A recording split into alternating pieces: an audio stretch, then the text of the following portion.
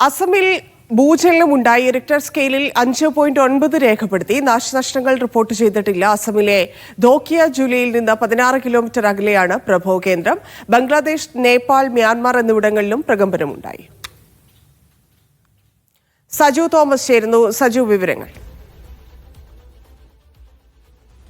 4:41 കൂടിയാണ് അസമിൽ ഭൂചലനം ഉണ്ടായിരിക്കുന്നത്. അസമിലെ പ്രധാനപ്പെട്ട ധോക്കി ജില്ലയിൽ നിന്ന് 16 കിലോമീറ്റർ അകലെയാണ് ഭൂകമ്പത്തിന്റെ പ്രഭവ കേന്ദ്രം. ബംഗ്ലാദേശ്, നേപ്പാൾ ഉൾപ്പെടെയുള്ള അയൽ രാജ്യങ്ങളിലും ഭൂചലനം ഉണ്ടായിട്ടുണ്ട്. എന്തായാലും നാശനഷ്ടങ്ങൾ ഇതുവരെ റിപ്പോർട്ട് ചെയ്തിട്ടില്ല. ഇവിടേക്ക് കേന്ദ്ര സേനയടക്കം എത്തുന്നുള്ള വാർത്തകളാണ് ഇപ്പോൾ പുറത്തു വരുന്നത്. വലിയ ഒരു ഭൂചലനമല്ല, പക്ഷേ ചില കെട്ടിടങ്ങൾ തകർന്നു എന്നുള്ള വാർത്തകൾ മാത്രമാണ് ഇപ്പോൾ പുറത്തു വരുന്നത്. എന്തായാലും ഇതുമായി ബന്ധപ്പെട്ടുള്ള കൂടുതൽ വാർത്തകൾ പ്രതീക്ഷിക്കുകയാണ്. ശരി സജു.